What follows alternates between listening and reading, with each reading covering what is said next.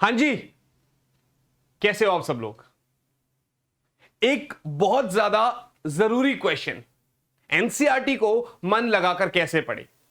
जितने भी स्टूडेंट्स इस वीडियो को देख रहे हैं, ये हर एक बच्चे का सवाल रहता है। जब मैं पढ़ा रहा होता हूं तो बच्चे क्या बोलते हैं कि सर आप जो पढ़ाते हो वो सब कुछ बहुत अच्छे से समझ में आ जाता है, लेकिन जब एनसीईआरटी पढ़ने बैठते हैं तो उस समय पे हमें बहुत ज्यादा तकलीफ होती है, बहुत बोरिंग लगती है, इसलिए एनसीईआरटी को बंद कर देते हैं। कोई भी क्लास का बच्चा हो, 9, 10, 11, 12, ये वीडियो उस सबके लिए यूजफुल है, क्योंकि ये 11, 12 का चैनल है। तो मैं आपको बता दूं कि आप अगर 11, 12 में पढ़ रही है, आपको ये बात बोली जाती है कि एनसीईआरटी आपके लिए बाइबल है। आप चाहे नीट के लिए प्रिपेयर कर रहे हैं, आप चाहे जेई के लिए प्रिपेयर कर रहे हैं, आप चाहे एनडीए के लिए प्रिपेयर कर रहे हैं, आपको एनसीईआरटी पढ़ के जानी ये रिकमेंडेशन भी होती है और मस्ट भी होता है, क्योंकि वो कहीं से भी क्वेश्चंस पूछ लेते हैं।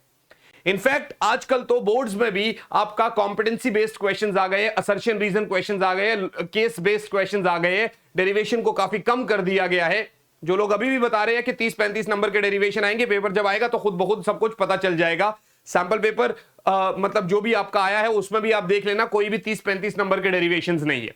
तो एनसीईआरटी को तो यार पढ़ना ही पड़ेगा, पर सर पढ़ना तो तब पड़ेगा, पढ़े तो तब जब हमें अच्छी लगी कोई चीज अच्छी ही नहीं लगेगी तो फिर कैसे पढ़ेंगे यार। तो आज इस वीडियो में मैं आपको यही बताने वाला हूं कि भाई एनसीईआरटी को किस तरीके से पढ़ना है। जब अप्रोच गलत होती है, जब हमारा तरीका गड़बड़ होता है, तो उसके बाद फिर चीजें सही कैसे हो सकती है। तो जब हम अपने अप्रोच को सही कर लेंगे तो एनसीईआरटी पढ़ने में मजे भी आएंगे, और एनसीईआरटी से फिर हम रिवीजन भी कर पाएंगे और नोट भी बना पाएंगे अपने। तो यहां पर हम कुछ 4 स्टेप्स बताने वाले हैं, और इस वीडियो में मैं आपको बताने वाला हूं कि क्या ऐसी मिस्टेक्स है जो आप करते हैं जो आपको नहीं करनी है एक टॉपर बच्चा बनने के लिए।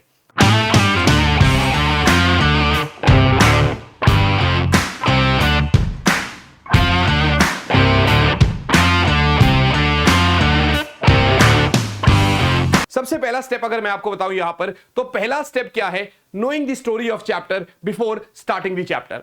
इस बात का क्या मतलब है मैं आपको बताता हूं। देखिए, अगर आप लोग ये सोच रहे हैं कि chapter number, for an example कोई भी चैप्टर 1 आपने उठा लिया, जब आप पहली बार एनसीईआरटी देखते हैं ना तो आपको वो टफ लगता ही लगता है, बड़ा ऑब्वियस सी बात है।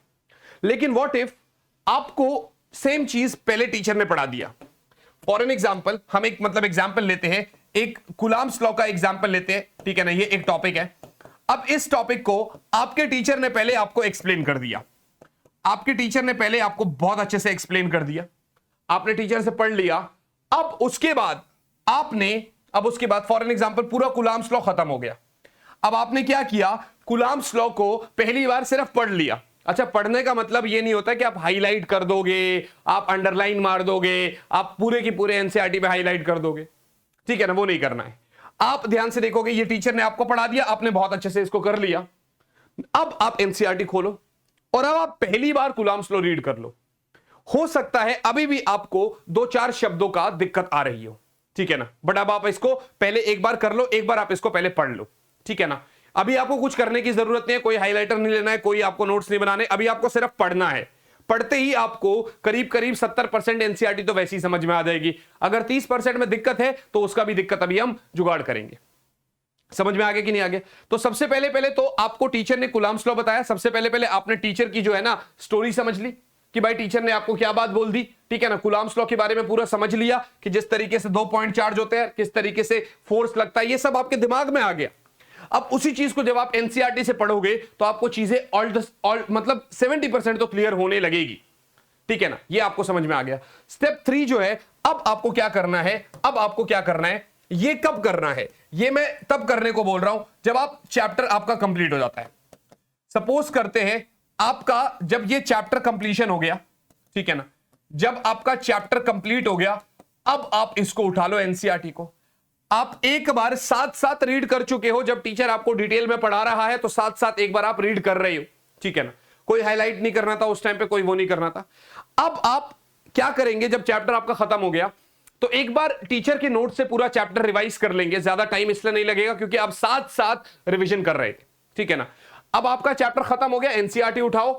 अब एनसीईआरटी उठा के आप देखोगे जहां पहली बार रीडिंग पर आपको 70% समझ में आ रहा था, अब आपको 85% तो आराम से समझ में आ रहा है। अब आपको हाईलाइट करने हैं वो सारे टर्मिनोलॉजीज जो आपको लग रहा है कि यार ये मोस्ट इंपॉर्टेंट है। अब सर हमें तो सब कुछ इंपॉर्टेंट लगता है, भाई पूरी एनसीईआरटी को हाईलाइट नहीं करना है। अगला पॉइंट यही है कि भाई तुमको जो है ना मतलब ओवर राइटिंग नहीं करनी है या बहुत ज्यादा हाईलाइटिंग नहीं करनी है। बात समझ में आया कि नहीं आया? आपको पूरे पेज में से 5-6 पेजेस, 5-6-7 जो भी आपको अंडरलाइन, वो ही अंडरलाइन करना है जो आपको लगता है कि यार ये सबसे ज्यादा इंपॉर्टेंट है, ये पेपर में आने के चांसेस हो सकते हैं। ठीक है जी, आपने हाईलाइट कर दिया। और साथ में एनसीईआरटी में साइड में व्हाइट कलर से कुछ छोटा छोटा छोटा छोटा स्पेस होता है, ठीक है ना। अगर आप देखोगे तो इस छोटे से स्पेस में, ये जो एक छोटा सा स्पेस होता है साइड में, इस छोटे से स्पेस में आप अपनी शब्दों के द्वारा लिख लो आपको क्या समझ आया। कुलाम्स लॉ का आपने पूरा पढ़ लिया पहले टीचर ने पढ़ाया था आपको, उसके बाद आपने फर्स्ट रीडिंग करी थी, फिर उसके बाद जब चैप्टर कंप्लीट हो गया तो टीचर का पूरा रिवाइज किया। अब आप एनसीईआरटी उठाए और एनसीईआरटी जब आप पढ़ रहे हैं, हाईलाइट कर रहे हैं, तो हाईलाइट करते समय आपको कुछ चीजें समझ में आ रही है। यहां पर जो आपको समझ में आ रहा है उसको कर लो। जैसे आपको मिला कि भाई F = K Q1 Q2 by R², ठीक है ना। अब आपको यह समझ में आ गया, ठीक है ना, तो आपने यहां पर लिख लिया। अब जो चीज आपको मतलब आप ये समझ लो कि पूरे पेज को आपने सिर्फ 3 से 4 लाइन में अपने शब्दों में लिखना है। ये बन गया आपका शॉर्ट नोट्स एनसीईआरटी में, ठीक है ना। आपको अलग से बनाना है, आप अलग से बना सकते हैं, बट एनसीईआरटी में जब आप बनाते हो, बाद में जब आप उसको उठाते हो तो एक तो आपको अच्छा लगता है कि आपने ऑलरेडी शॉर्ट नोट्स बना रखे हैं, यहां पर उसको देखते हो तो आपको याद आ जाती है कि अच्छा हाँ ये तो ऐसे पढ़ा था, ठीक है ना।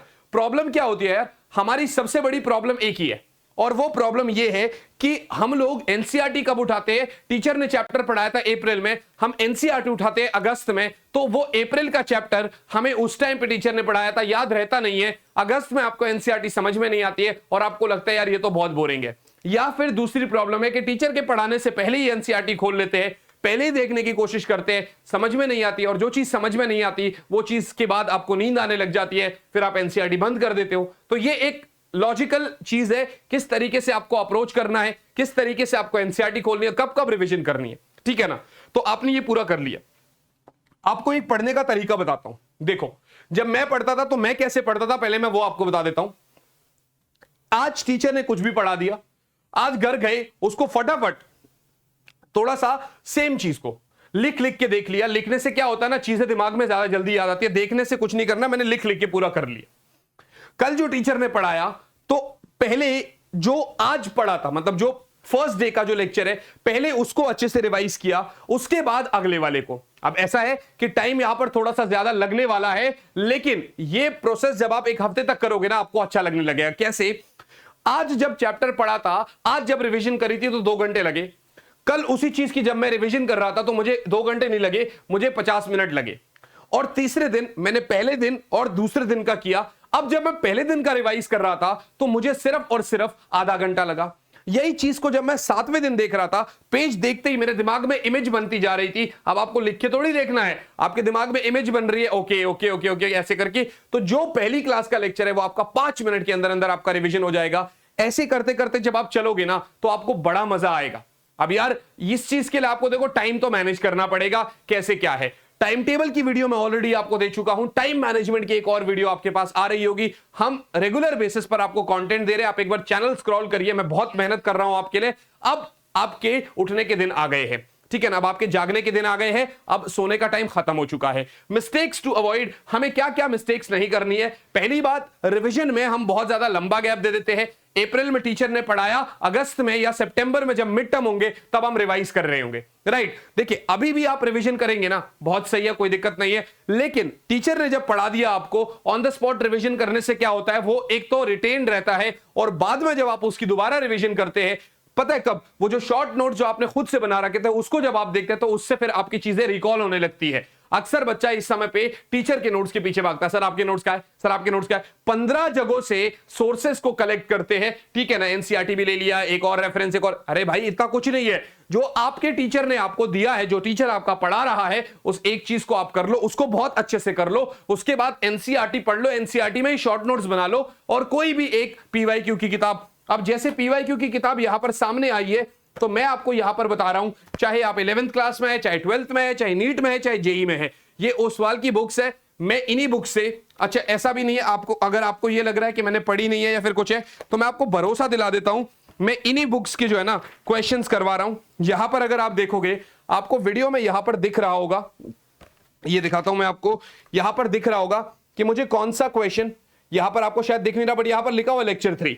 तो मुझे कौन सा क्वेश्चन कौन से लेक्चर में डालना है इसमें से मैं इन्हीं बुक से देता हूं, और आप लोग जो है ना इसी बुक्स का लिंक नीचे डिस्क्रिप्शन में दे रखा है, आप मंगवा सकते हैं अपने लिए। और ये बुक जब आप मंगवाएंगे तो फिर देखिए, मैंने एक पुरानी वीडियो में भी बोला था कि इससे जो भी पैसा आएगा उसको हम लोग डोनेट कर रहे होंगे, ठीक है ना। तो ये अब आपको देखना है कि किताब आपने लेनी है, आपने आज भी लेनी है, 1 महीने बाद भी लेनी है। तो ये जो आप बुक लोगे, ठीक है ना, ये लिंक से जो भी लोगे, इससे किसी का भला भी हो जाएगा, ऊपर वाला ब्लेसिंग्स भी दे रहा होगा, फर्स्ट थिंग। और ये ऐसा नहीं है कि मैं इस वीडियो में बोल रहा हूं पैसा आएगा, भाई जो आएगा वो बिल्कुल क्लियर आपको दिखाई दे रहा होगा, है ना। उसके बाद ओवर राइटिंग और हाईलाइटिंग जो हम करते हैं ना, हम क्या सोचते हैं, पूरी एनसीईआरटी को पहले एक बार पढ़ा, सब कुछ कर लिया, फिर दिमाग कहीं और है, पढ़ रहे फिर दोबारा हाईलाइट कर दिया, एनसीईआरटी को जो है ना मतलब पूरा खराब कर दिया।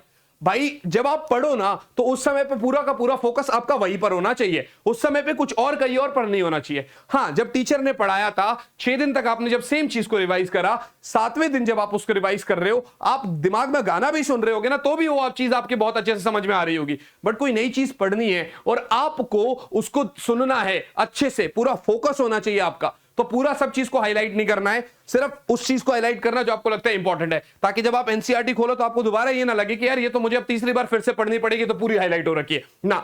भाई पूरा पेज है, उसमें से मान लो 5 लाइन हाईलाइट है, आपको खोलने में भी मजा आएगा, आपको अच्छा चलो ठीक है ये 5 पेज पढ़ लिया, बाकी सब चीज आपको वैसे भी समझ में आने लगेगी। तो ये मल्टीपल सोर्सेज नहीं यूज नहीं करना है, ठीक है ना। और जैसे भी आपको कोई भी प्रॉब्लम है आप मुझसे पूछ सकते हो। एक हमारा टेलीग्राम चैनल है भैया, फिजिक्स ऑन योर टिप्स, ये टेलीग्राम चैनल है, इसको जरूर ज्वाइन करने लिए। बिल्कुल लास्ट में इसलिए बोला मैंने टेलीग्राम चैनल का, अगर आप यहां तक आ गए हो इसका मतलब आप बहुत ज्यादा सीरियस हो, आप पढ़ना चाहते हो। इस टेलीग्राम चैनल का लिंक नीचे डिस्क्रिप्शन में भी दे रखा है, सारे के सारे नोट्स, बहुत सारी क्लासेस, और इस यहां पर इस चैनल पर देखिए स्ट्रैटेजी भी दे रहा हूं कि कैसे पढ़ना है, और आपको यह भी बता रहा हूं कि भाई क्या क्या मिस्टेक्स नहीं करनी है, और साथ ही साथ में कंटेंट दबा के आ रहा है, चाहे वो 11th क्लास हो चाहे वो 12th क्लास हो, नहीं तो आप स्क्रॉल करके देख लेना, आपको दिखाई दे जाएगा, ठीक है ना। तो यार तुम लोगों को अगर ये वीडियो अच्छी लगी है तो लाइक कर देना, 3 दोस्तों के साथ इसको आगे शेयर जरूर करना, और साथ ही साथ में एक कमेंट तो बनता है यार, अगर यहां तक आप लोग आए हो तो इसका मतलब आप लोग मेरी लॉयल जनता हो। तो मैं एक कमेंट आपसे मांगता हूं, उस एक कमेंट में आप ये बताइए कि आपको ये वीडियो कैसे लगी, आपको आगे और किस टॉपिक पर वीडियो बनवानी है, क्या प्रॉब्लम्स आ रही है, क्योंकि मिड टर्म बहुत पास आने वाला है, और अब मैं ये बात बिल्कुल भी नहीं चाहता कि आप लोग और देरी करें। आप उठिए, एनसीईआरटी को भी साथ लेकर पढ़िए, और आगे बहुत सारी वीडियोस आने वाली है।